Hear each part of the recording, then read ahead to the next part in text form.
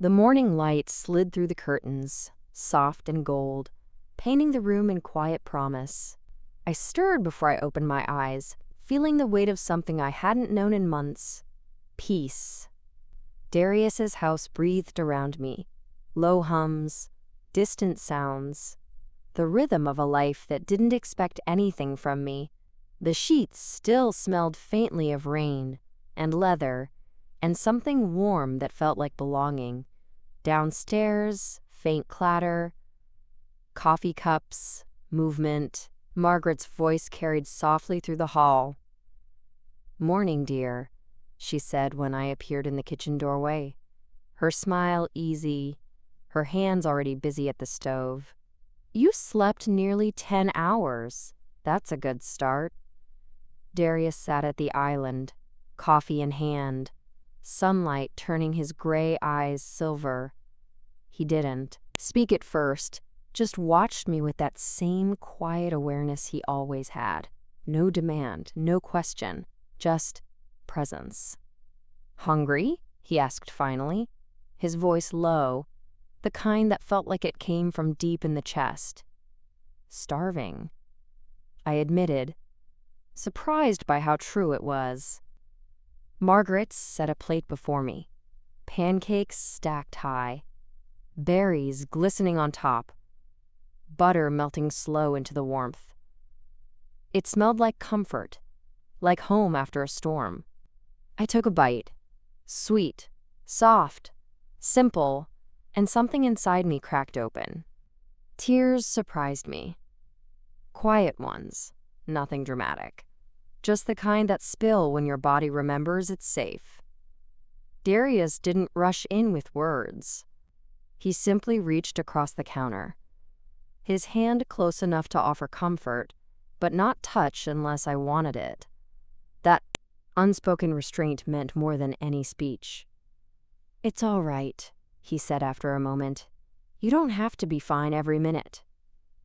"I'm not," I whispered, "but I'm better." He nodded once, a small smile ghosting across his face. "That's enough for today." Margaret poured another cup of coffee, gave us both that knowing look older women get when they see something quietly forming. "Eat while it's warm," she said, and slipped out the side door to the garden. For a while we ate in silence, the kind that doesn't need filling. Outside, the morning mist lifted slowly from the trees, and the sound of distant birds carried through the open window. Darius leaned back in his chair, stretching his shoulders like a man learning to relax. "I'll be honest," he said. "I didn't expect you to sleep through the night your first day here." "Neither did I," I smiled faintly. "I'm not used to quiet." "Then we'll keep it that way for a while," he said. "Quiet's underrated." That made me laugh, softly, and the sound startled me as much as it seemed to please him. He rose and carried his cup to the sink, rolling up his sleeves as he rinsed it. The sight was domestic, simple, strange on a man who ruled half the continent. But here, in this kitchen, he wasn't the alpha king. He was just Darius. When he turned back to me, his expression gentled. "There's no schedule today," he said. "No expectations. Rest. Paint. Walk the gardens if you like. Margaret will fuss either way." "I can handle that," I said, smiling again. He tilted his head slightly, assessing. Thoughtful. "Good. Then we're both learning." He hesitated then, as if he wanted to say more, but thought better of it. Instead, he reached for his jacket from the chair, pausing just long enough to meet my eyes. "If you need me, I'll be in the study."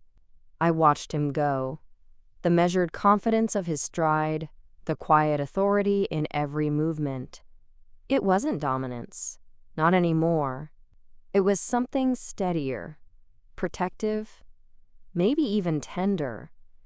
When the kitchen door closed behind him, the air shifted. Margaret reappeared like she'd been waiting for her cue.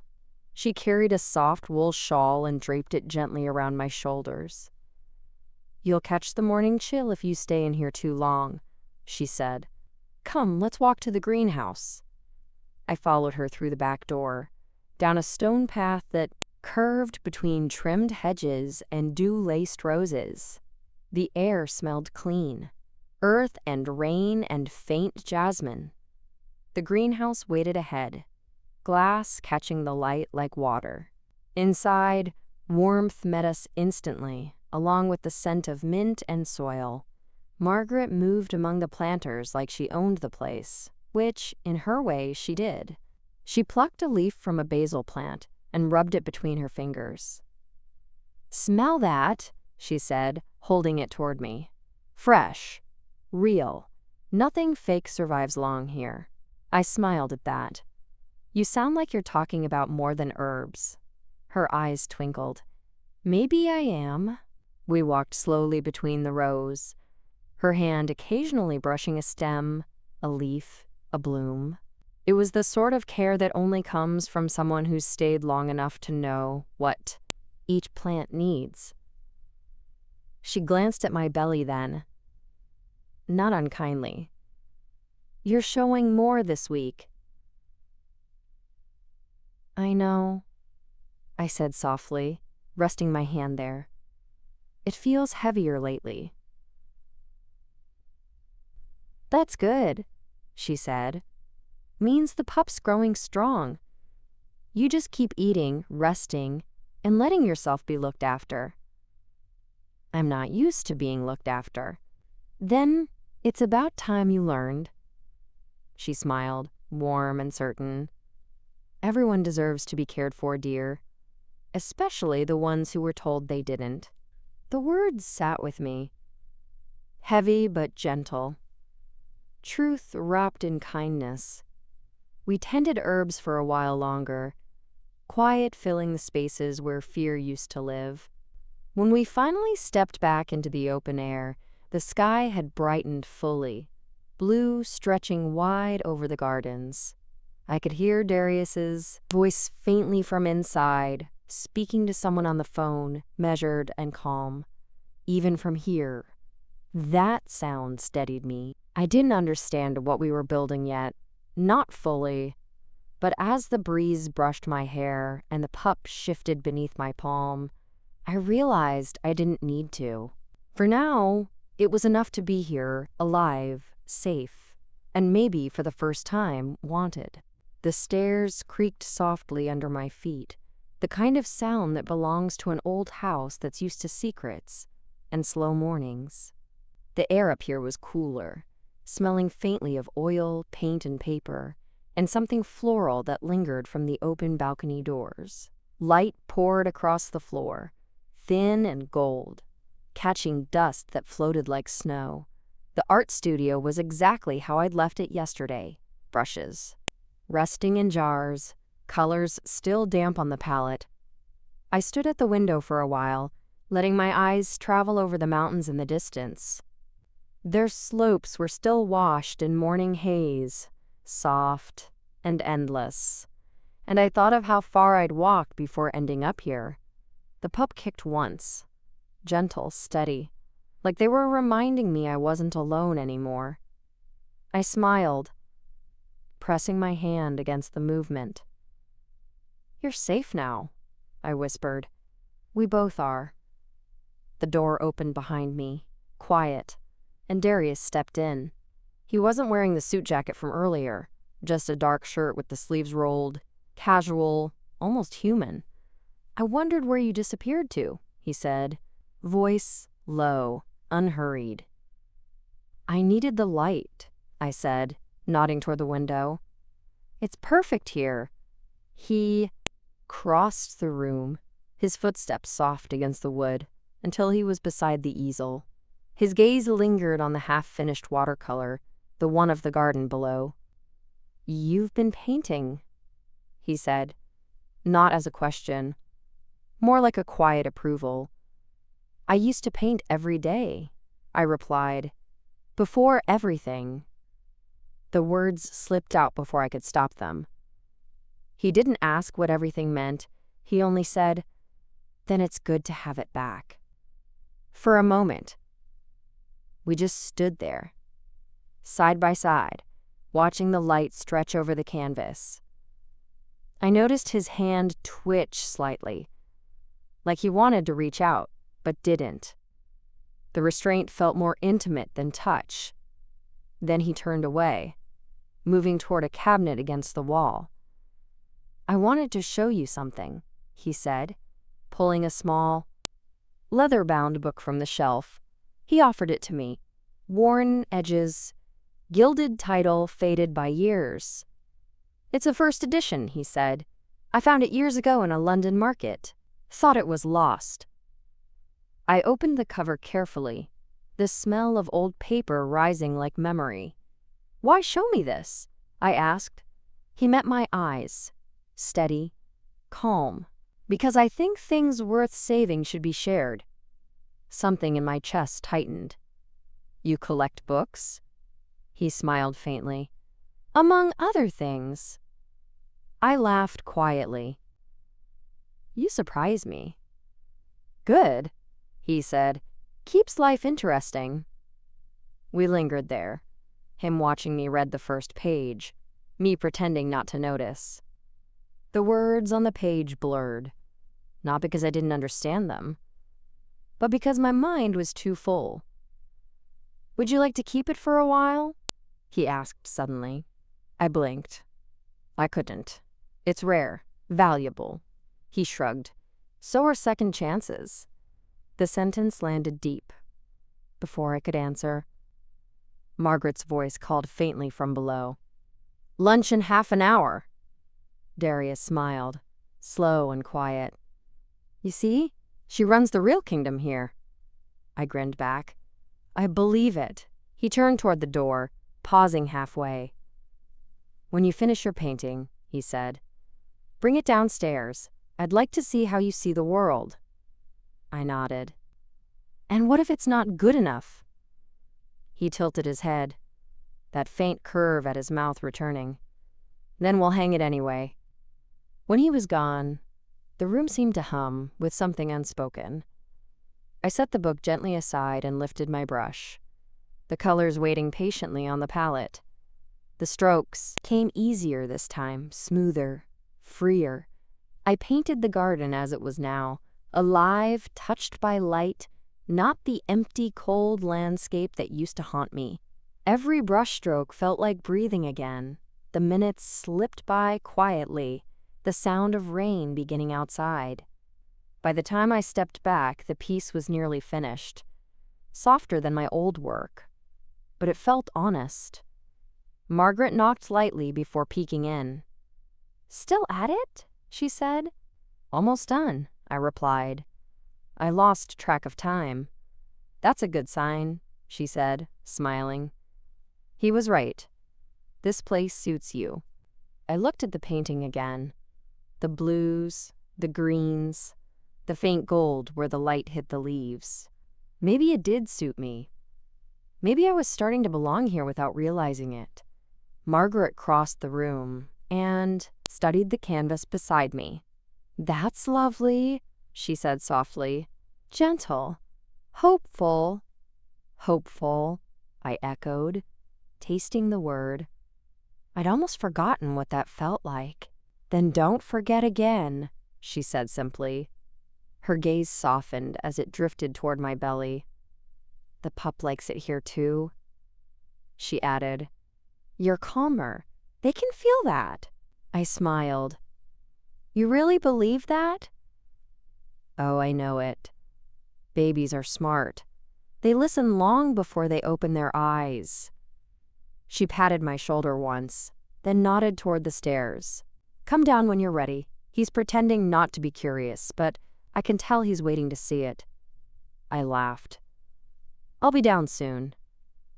When she left, I stood alone in the golden light, brush still in hand.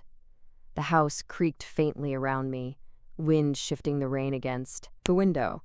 I looked at the painting one last time, at the soft green path winding through the garden. and whispered, "Maybe this is what healing looks like." By late morning, the rain had eased, leaving the garden glistening, tiny beads of water trembling on every leaf. Margaret waited near the greenhouse, a basket on her arm, face bright with that calm patience she wore like armor. "Perfect timing," she said. "The sun's back out, and these herbs don't trim themselves." I followed her down the stone path, air thick with the smell of wet earth, and something sweet from the roses near the gate. The warmth hit as soon as we stepped inside the glasshouse, sunlight trapped among green and gold. Margaret bent over a tray of thyme, humming softly, cutting with quick, sure movements. "You're quieter today," she said. "Thinking too hard again?" "Probably," I said. "It's strange, being somewhere peaceful after everything." She looked up, eyes sharp but kind. "Strange isn't bad, it's just new." I crouched beside her, helping gather the cut sprigs. The soil was soft beneath my fingers, the smell grounding alive. For a moment, I let myself breathe it in. "Darius told me you used to garden," she said. "A little," I admitted. "My mother had a small patch behind our house when we were kids. She said you could tell what kind of person someone was by how they treated things that couldn't fight back." Margaret smiled at that. "Smart woman." "She was," I said quietly. "I wish she'd met any of this." Margaret didn't say sorry, she just nodded, and that was better than pity. For a while, the only sound was the soft snip of her scissors and the hum of bees outside. "Darius cares for you," she said finally, matter of fact. I looked up too fast. "He's been kind." "He's been more than kind," she said, lips twitching. "You know what I see? A man who stopped pacing his own cage." I laughed under my breath. "That's one way to put it." "You think he helps everyone like this?" I hesitated. "No, I don't." "Then maybe it's time you stopped waiting for it to disappear." I let that hang between us, heavy, uncomfortable but true. "I don't want to owe him," I said finally. "You don't," she replied. "Gratitude isn't debt, dear. It's grace." Her tone softened then, like she could hear the ache under my words. "You've been in survival mode too long. It's all right to lean on someone." "It doesn't mean you can't stand on your own." I turned one of the thyme sprigs between my fingers, small green leaves catching the light. "I'm trying," I said. "That's all any of us ever do." She rose with a groan, brushing soil from her apron. "Now, enough philosophy. You need fresh air and real food." We stepped back into the garden, and the house loomed quietly beyond the hedges. For the first time, it didn't look intimidating. It looked steady. Inside, lunch waited like a scene already painted. Fresh bread, soup, and fruit glistening in bowls. Darius was there, leaning over a folder on the counter. He looked up when we entered. "How was the greenhouse?" he asked. "Therapeutic," Margaret answered before I could. "She's a natural. Doesn't overwater. Doesn't rush." "Good traits," he said, smiling faintly. I took my seat and glanced at him across the table. "You're working through lunch?" "Trying not to," he said, closing the folder. "The council keeps sending updates. Alpha Marcus has been called to answer for his handling of the Moonridge trial." I froze. "That soon?"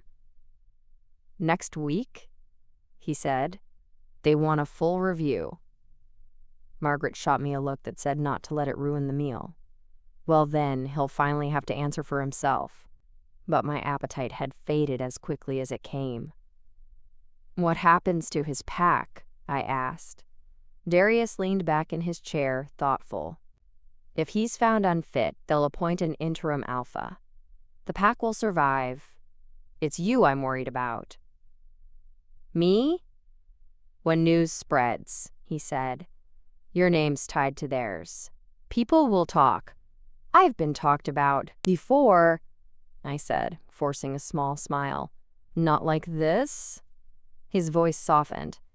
But I'll handle it. Margaret placed a gentle hand on my shoulder. Eat, dear. Worry doesn't feed a baby. I laughed quietly despite the knot in my chest. She's right, Darius said. You don't have to fight every battle alone anymore. The words settled somewhere deep.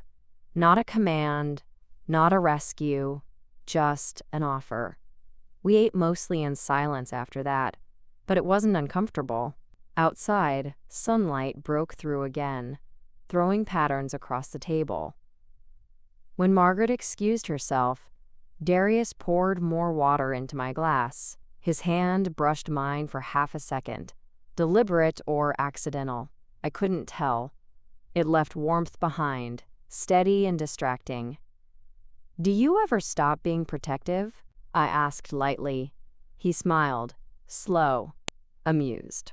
Not when it matters. The simplicity of that hit harder than I expected. For so long, protection had come with conditions, expectations, hidden costs. This felt different, honest. When lunch was over, he gathered the plates, ignoring my attempt to help. Margaret will scold us both if I let you lift anything heavier than a fork, he said. Then you'd better keep the forks close, I replied, and that small exchange made something flutter in my chest that wasn't fear. I watched him as he moved around the kitchen, methodical, calm. It struck me then how strange this peace was, and how much I wanted to keep it. He caught my gaze once, and didn't look away. Neither did I. The moment stretched. Quiet, sure, like the pause before a heartbeat. Then he looked down, breaking it gently. You should rest, he said softly. We'll talk later. About what? About what you want, he said. And what comes next? The words followed me up the stairs, lingered even after I lay down. Outside, rain returned, light, rhythmic, like the sound of breathing. And for the first time in months, I fell asleep to peace instead of exhaustion. The afternoon light had thinned to gray, a quiet drizzle whispering against the tall windows.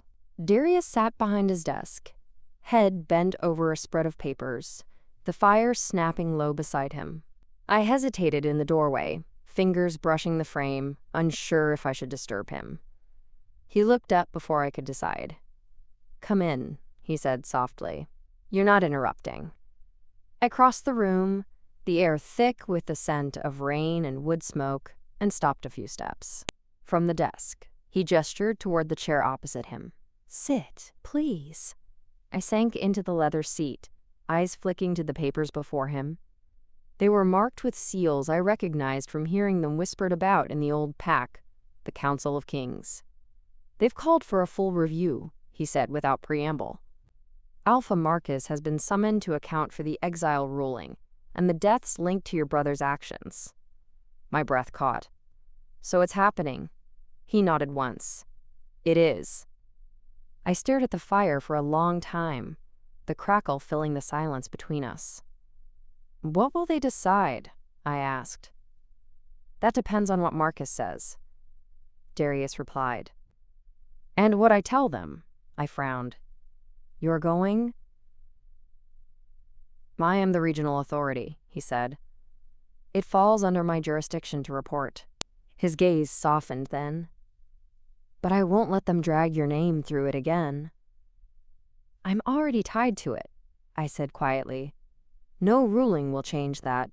Maybe not in their records, he said, but it can in people's minds. He rose then, walking to the window, shoulders tense under his shirt. Rain traced thin lines down the glass, light catching in each droplet. When I joined the council, he said, I thought power meant the ability to punish. I was wrong. What does it mean? To protect, he said. To draw a line where cruelty stops. I watched him for a moment, the way his reflection merged with the storm outside. He looked less like a ruler and more like a man caught between worlds. Maybe that's what he'd always been. Do you think they'll listen? I asked. They'll have to, he said. And there was steel in his voice again. "But the politics will get loud. It always does." I leaned forward, elbows on my knees. "What happens when my name gets dragged back into those politics?" He turned from the window, meeting my gaze squarely. "Then they'll hear mine louder." It was the kind of sentence that didn't need explanation. A promise and a warning. "I don't want you to fight my battles," I said. "You're not asking me to," he replied. "I'm choosing to." The quiet that followed wasn't empty. It was heavy with things neither of us could say aloud. He moved back behind his desk, closing one folder and opening another. "I've also been reviewing what you told me about your brother," he said. "The council has evidence now that he wasn't working alone." That made me sit straighter. "What do you mean?" "There were payments from outside territories," he said carefully. "Someone higher funded the exchange of information." "Another pack?" He nodded. "Possibly, but that's not your concern anymore. You've carried enough." "Still," I said quietly, "it feels strange to hear it wasn't just him." "It doesn't absolve him," Darius said, "but it reminds us. Evil rarely acts alone. The fire popped once, sending sparks up the chimney. I rubbed my palms together, the warmth grounding me. It's all so much bigger than I ever realized." "It always is," he said. "That's why people like Marcus fear losing control. Power built on fear never lasts." He sat again, leaning back this time, the tension in his jaw easing. "When I speak before the council," he said, "I'll name the corruption for what it is. You won't have to relive the past to prove your innocence." "Why would you do that for me?" His eyes met mine, steady as ever. "Because you deserve to move forward. Because they need to see what mercy looks like when it has a backbone." I didn't have words for that, only a nod. Rain slowed to a drizzle, tapping softly against the stone. He poured tea into 2 small cups from a pot that had been steaming beside the fire. The gesture was almost absurd in its gentleness. "Drink," he said. "It helps when the world gets loud." The tea was warm, sweet, grounding. I felt it spread through me like calm. He studied me over the rim of his cup. "You're quiet." "I'm thinking," I said. "Dangerous habit," he teased lightly. I smiled, the first real one in hours. "I was thinking how strange it is that kindness feels so foreign now." "Kindness shouldn't surprise anyone," he said, "but it does, especially those who were denied it." We sat in companionable silence after that. The storm had passed, leaving only gray light. Eventually he rose and gathered the papers into a neat pile. "The council will call in 3 days," he said. "I'll leave the next morning." "And me?" "You'll stay here," he said. "With Margaret. No visitors, no stress." I nodded. "All right." He paused near the doorway before leaving the study. "If the news gets heavy," he said, "come here. Sit by the fire. The world sounds smaller from this room." When he was gone, I stayed where I was, listening to the echo of rain against glass, the faint creak of old wood settling. The quiet felt different now. Not hollow, not empty, just calm. I looked at the papers he'd left behind, the seal of the council catching the firelight. For the first time, I didn't flinch when I saw my family name written there. It no longer felt like a brand. It felt like something that might one day stop bleeding. I leaned back, closing my eyes for a moment. The fire crackled softly. And somewhere deep inside, for the first time in a long time, I believed him. The rain had stopped by evening, leaving the air cool and still, the kind of quiet that makes you notice every heartbeat. I was in the sitting room, sketching absently in the corner chair, when Margaret appeared in the doorway. Her expression gave her away before she spoke. "Something came for you," she said softly, holding out a cream-colored envelope. No seal, no return mark, just my name written in a hand I knew too well. My stomach tightened. Who brought it? One of the courier wolves from the ridge. Said it was urgent. I took the letter carefully. The paper thick, expensive. David always did have a flair for theatrics. Margaret hesitated before leaving. I can burn it if you'd rather not. No, I said quickly. I'll read it. When she was gone, I sat in the quiet for a long moment, turning the envelope over in my hands. It was strange how something so small could hold so much history, so much hurt. Finally, I tore it open. The words were brief. Too brief. Sarah, I've heard where you are. I need to speak to you before the council meeting. They won't tell you everything. Please, for both our sakes, hear me out. D. I read it twice, then a third time, waiting for it to mean something different. It didn't. A dozen thoughts chased through my head. What if he was lying again? What if he wasn't? What if he'd finally found a new way to twist the knife? The room felt smaller, air thick with memory. For a moment I almost stood, almost reached for my coat. Then I heard footsteps behind me. You shouldn't read alone when you look like that, Darius said quietly. He leaned against the doorway, watching me, but not intruding. I held up the letter. He found me. He crossed the room slowly, stopping at a respectful distance. David? I nodded. May I? I handed it to him. His eyes moved across the page once, then he folded it carefully and set it on the table. What are you thinking? He asked. That I don't want to be afraid every time someone uses my name. That's not an answer, he said gently. I sighed. Then I don't know. You don't have to decide tonight, he said. I shook my head.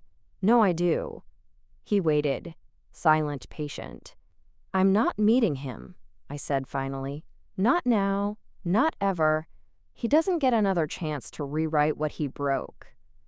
Darius's shoulders eased just slightly. Good, he said. That's the right choice. Is it? Yes, he said firmly.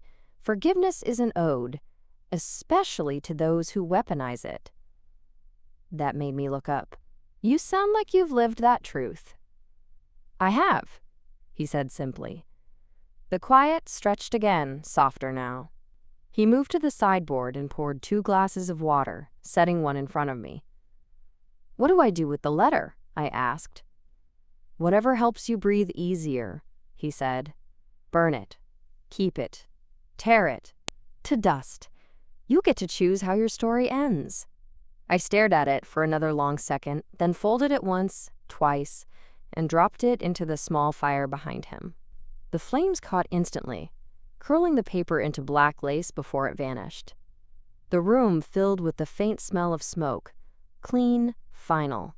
Darius didn't say anything. He just stood there, watching with quiet approval.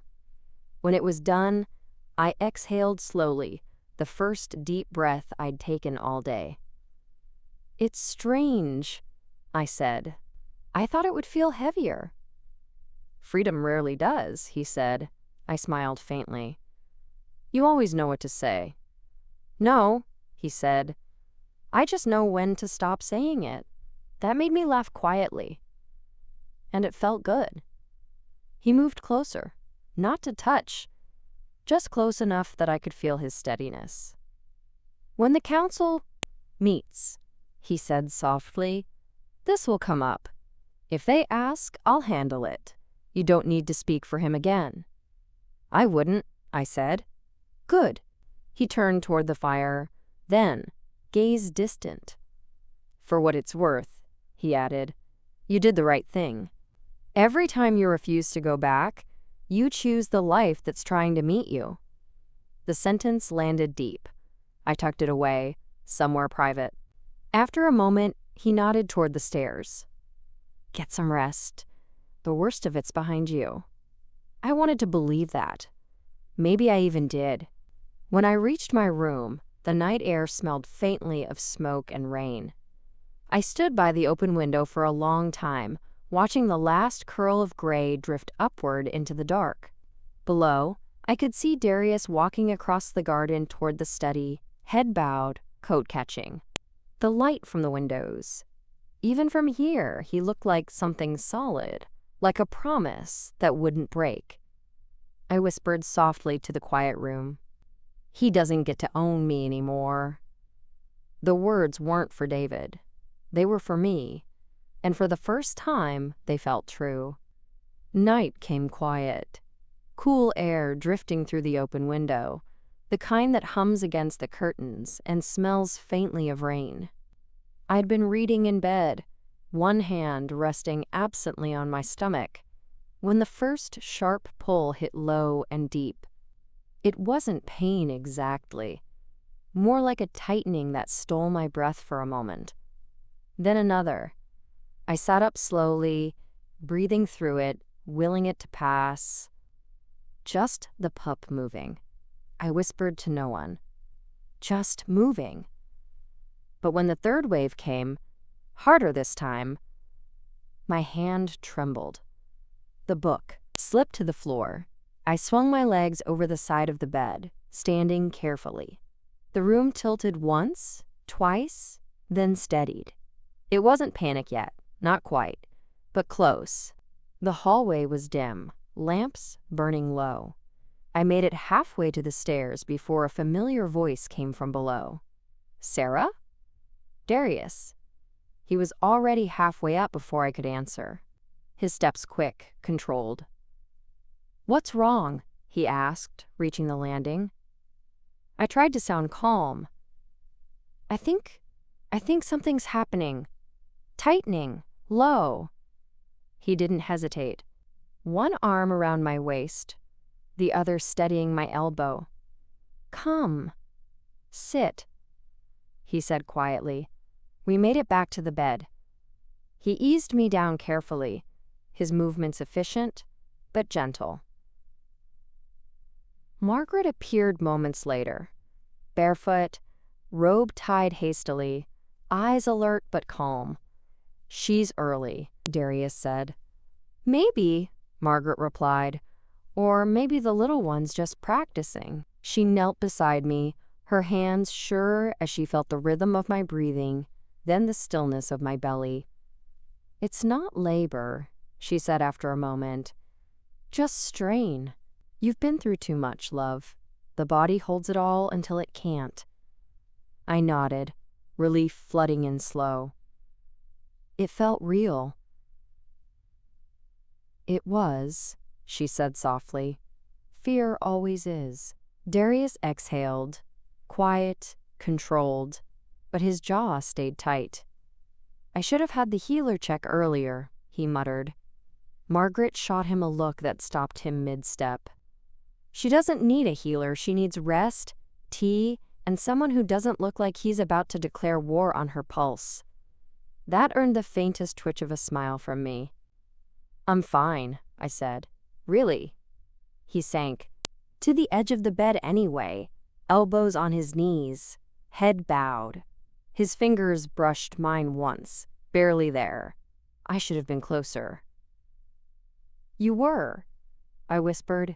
He looked up at that, eyes dark, unreadable.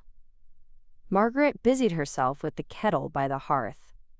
The soft hiss of boiling water filled the silence. When she handed me the cup, it smelled of lavender and honey. Drink slow, she said. Let it settle your nerves before they settle you. I took a sip. Sweet warmth spread down my throat, softening the ache in my chest. The tension in my stomach eased a little more. Darius didn't move until I finished half the cup. Then he spoke quietly. When I leave for the council, I'll have 2 guards stationed here. You'll never be alone. I don't want guards, I said. They won't come inside, he promised. Just the perimeter. I don't need protection, Darius. Not from this. He looked at me for a long time before answering. You might not. That it helps me breathe. The honesty in it took me by surprise. He wasn't the kind of man who admitted fear easily. I reached out, my fingers brushing his wrist. "Then we'll both breathe," I said quietly. "Deal?" Something shifted in his face then, the kind of softness that only shows when walls finally give. "Deal," he said. Margaret smiled from the chair. "Good. Now both of you hush. She needs calm, not speeches." Darius stood reluctantly, adjusting the blanket around me before stepping back. "Call if anything changes," he said. "I will." He lingered another heartbeat before leaving, his shadow stretching long across the hallway. When the door clicked shut, Margaret gave me that motherly look again. "You'll be all right, dear," she said. "You just need to let people care for you now." I smiled faintly. "You've said that before." "And I'll keep saying it until you believe me." She dimmed the lamp and slipped out quietly, leaving only the low light of the hearth. I lay there listening to the crackle of wood, the occasional gust against the window, and the slow, steady rhythm of my heartbeat returning to normal. The pup moved again, gentle this time. I rested my palm there, whispering softly, "You're fine. We're fine." Outside, the rain began again, softer now, almost like a lullaby. And for the rest of the night, I slept without dreams. Morning sunlight spilled through the windows, soft and golden, catching on the edges of the sheer curtains.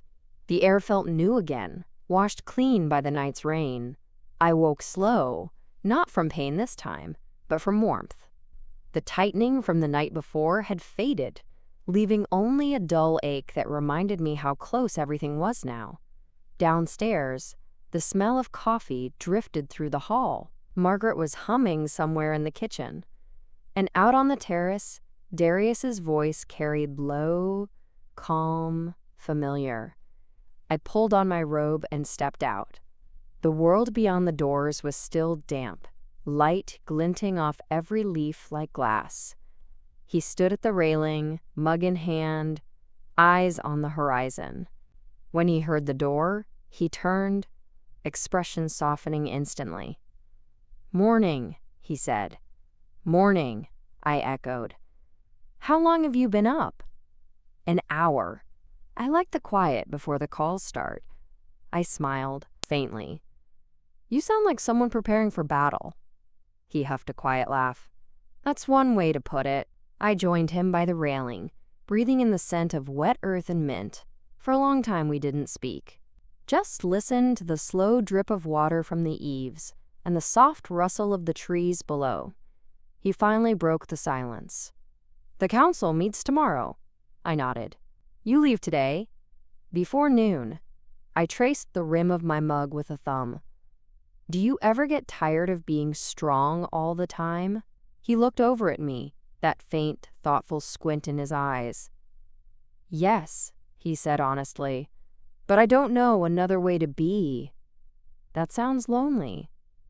"It was," he said quietly, "until recently." Something in my chest pulled tight again, but not from fear this time. He turned fully to face me. "I've been thinking," he said. "When I return, I'll need to make a public statement. About Moonridge, about protection orders." My heart sank a little. "And about me," he nodded. "They'll ask."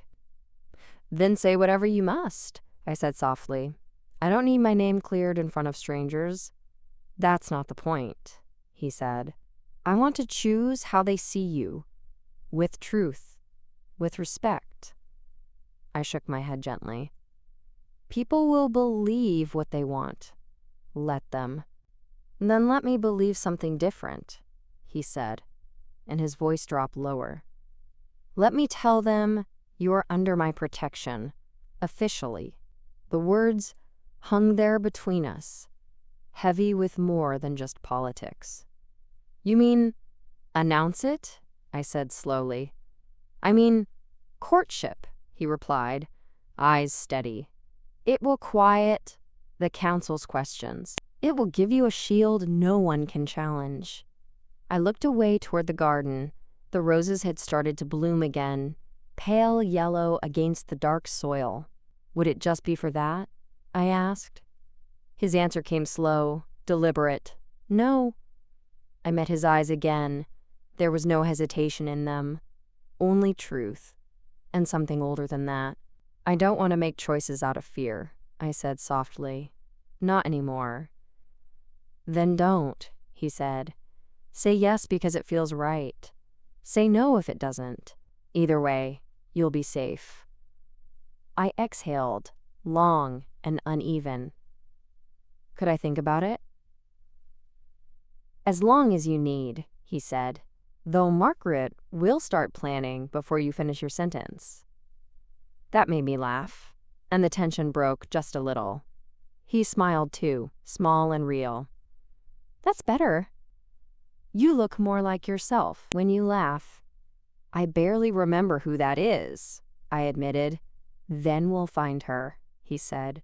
One morning at a time, a breeze swept through, cool and damp, carrying the faint scent of pine from the ridge. The world below the terrace shimmered like it couldn't decide between sunlight and mist. I rested my hand on the railing. When you leave, how long will you be gone? 2 days at most, he said. Margaret will keep me informed if anything changes. She'll make sure I eat more than I want, I said, smiling. Good, he replied. She's more dangerous than I am when you disobey her. Hard to believe. Don't test her, he said, tone mock, serious. That made me laugh again, this time freely. It felt good, strange, but good. He set his mug down and looked out across the valley one last time. When I come back, he said quietly, I'd like an answer. I'll have one, I said. Whatever it is, I'll respect it. I know. He reached out then. Not to pull me close, not to make a claim, just to brush a strand of hair from my cheek, his fingers lingering for a heartbeat too long. Thank you, he said softly. For what? For letting me care, he said, even if only for a little while. He stepped back before I could answer, gathering his jacket from the chair near the door. Margaret's packing you tea and fruit for the day, he said. Stay warm. No more late-night wanderings. Yes, Alpha, I said lightly.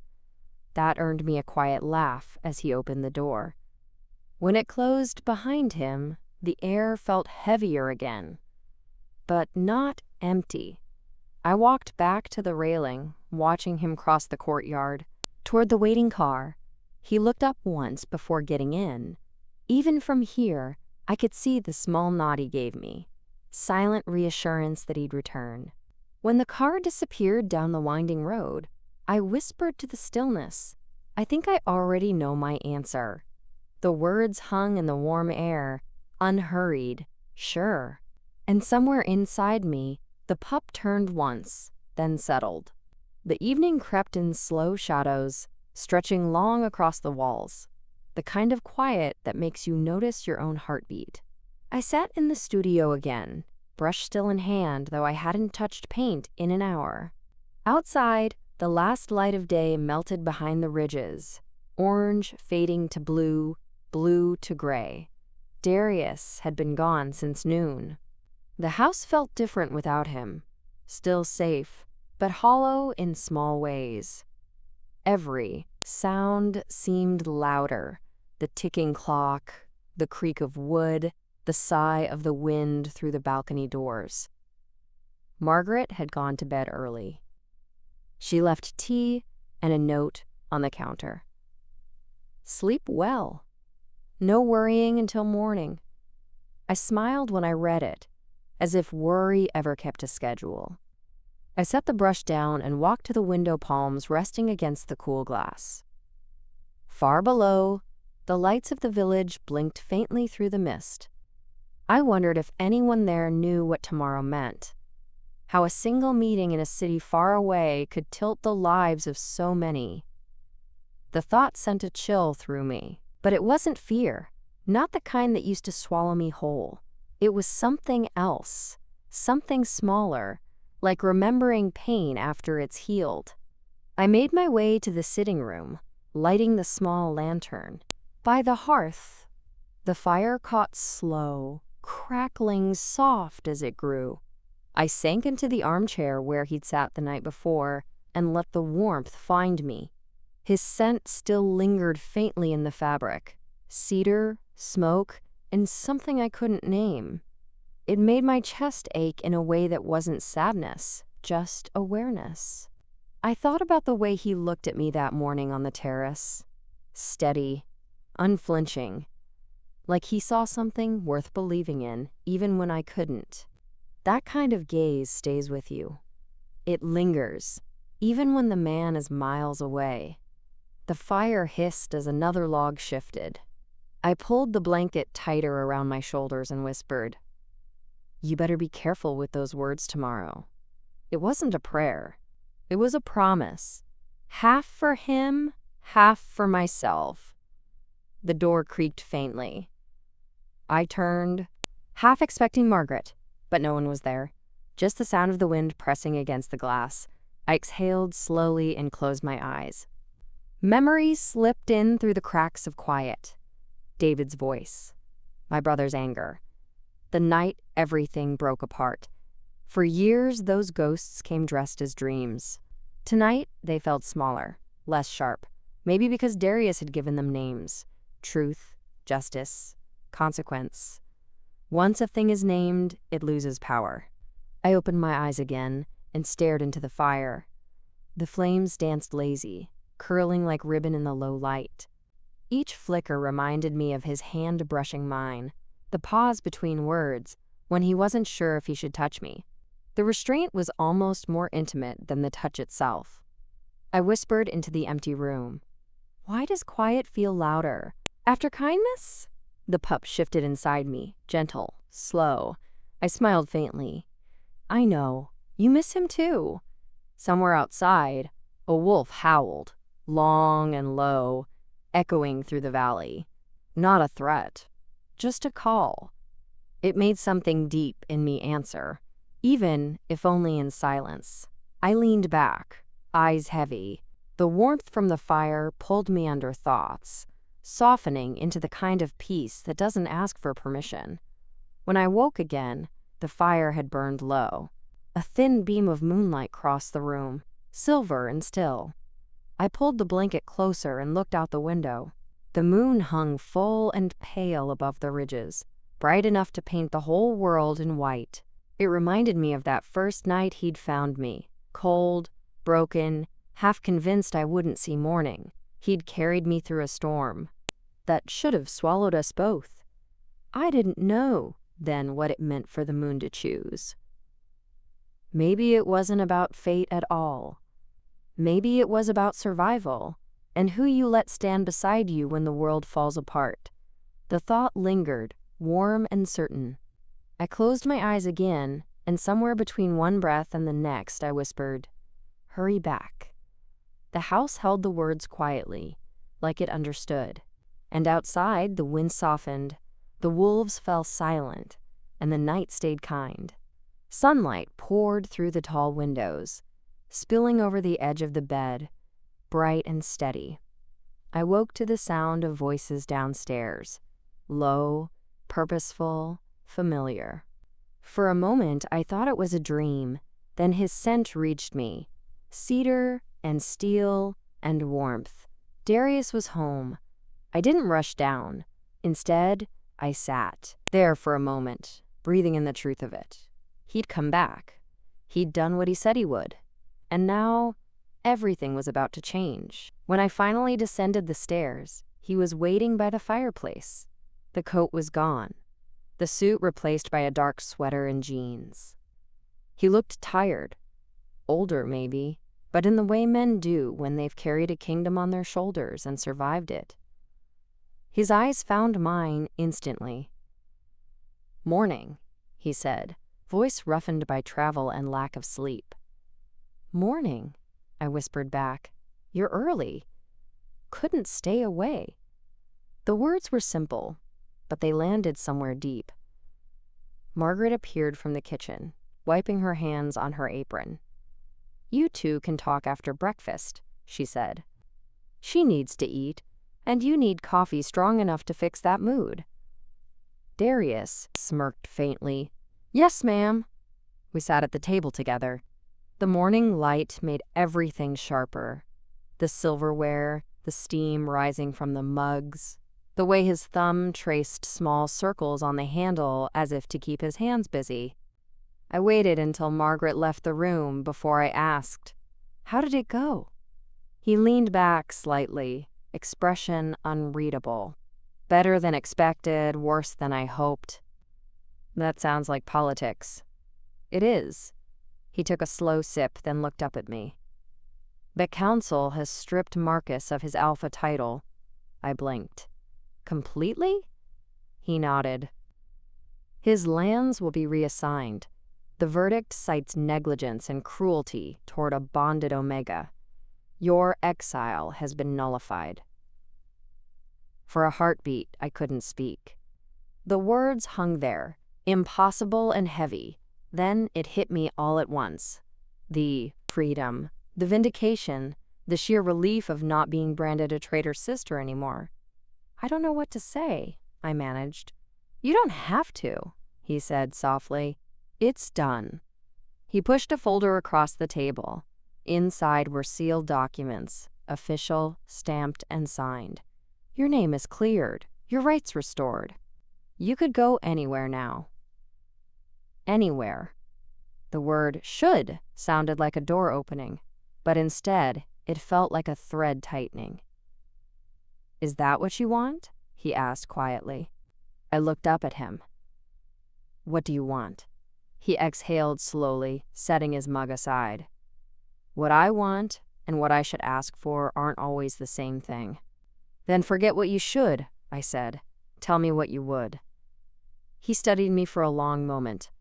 Finally, he said it. "I'd ask you to stay." Something in my chest gave way at that. The simple honesty of it. No commands, no alpha tone, just truth. "I already decided," I said. His eyebrows lifted slightly. "You did?" "Yes." I took a breath. Let it come out steady. "I'll stay. Not because I owe you anything, not because I need protection, but because I want to." He didn't speak at first. He just looked at me, like the words were a language he hadn't dared to believe he'd hear again.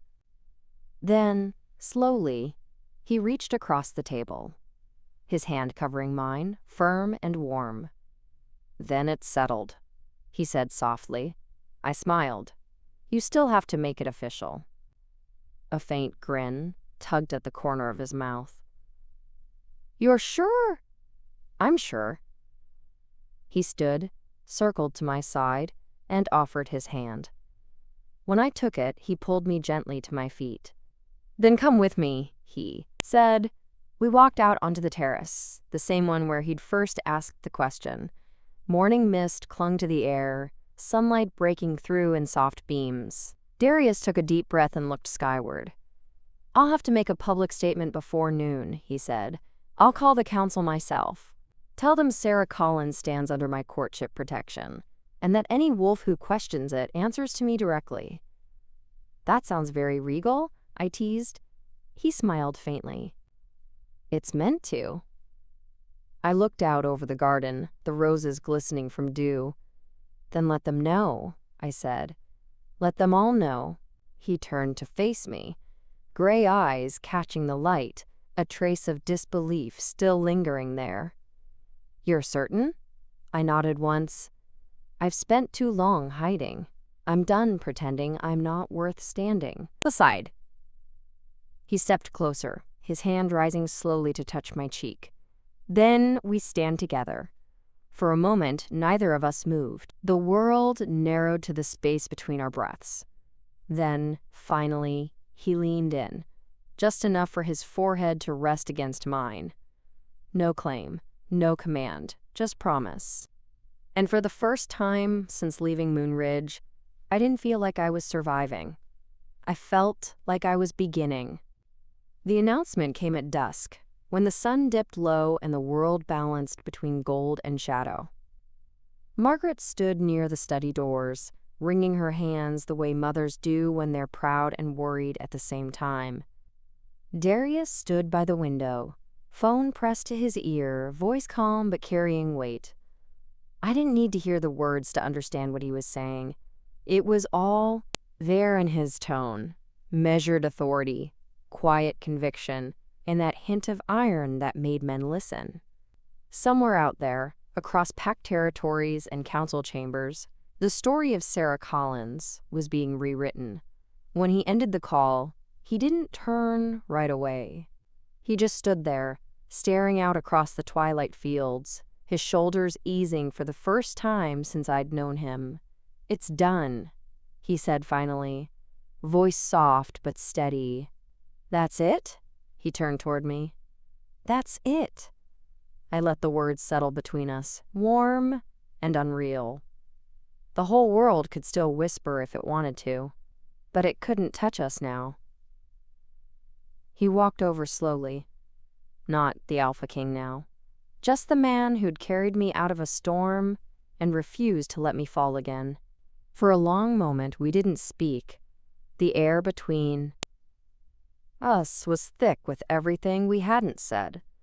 "You know," I said finally, "I thought when this day came, I'd feel free." "And you don't?" "I do," I admitted, smiling faintly. "But it's different. Freedom isn't running anymore. It's choosing where to stand." He nodded, eyes tracing my face like he was memorizing it. "And you're choosing here?" "Yes." He reached for my hand, threading his fingers through mine. The warmth there was enough to make me forget the cool night creeping in through the open doors. "The council will send letters," he said quietly. "Pack leaders will gossip. But none of it matters now." "I know," I said. "Let them talk." He smiled slightly. "You sound like a queen already." The words startled a soft laugh from me. "I don't know about that." "I do," he said simply. The room fell quiet again, only the faint crackle of the fire filling the space. He lifted my hand to his lips and pressed a slow kiss against my knuckles. It wasn't a claim. It was gratitude, a silent thank you for choosing to stay. Outside, the first stars appeared, small, hesitant lights in the dark. And then, through the open balcony doors, the moon began to rise. Large, pale, perfect. A new moon, clean and whole. He followed my gaze. "Seems fitting, doesn't it?" I nodded. "New moon, new start." The pup moved inside me then, gentle this time, as if even they understood. Darius's hand found mine over the curve of my stomach. The quiet stretched between us, filled with something unspoken, something softer than words. He leaned closer, his breath warm against my temple. "You've been strong long enough," he murmured. "You can rest now." "I'm not sure I remember how," I whispered. "Then let me remind you." The firelight painted him in gold and shadow. He reached up, fingers brushing my jaw, my cheek, my hair. Slow movements, steady, certain, patient. Not a demand, an invitation. I didn't pull away, didn't speak. Didn't need to. When his lips finally met mine, it wasn't hunger that drove it. It was relief. It was the quiet that comes when you finally stop fighting ghosts. The kiss deepened just enough to tell me this wasn't a dream, and ended before it asked for more than the moment could give. His forehead rested against mine again, breath mingling, heart steadying. "Tomorrow," he said softly, "we'll start planning." "For what?" "For everything," he said. "For a life that isn't borrowed." I smiled, eyes closing. "That sounds good." He drew me closer, one hand still over mine on my belly. The pup kicked once, light, playful, and we both laughed. The sound echoed softly through the quiet halls, blending with the hum of the fire. Outside, the new moon hung high, silver and whole, watching over us.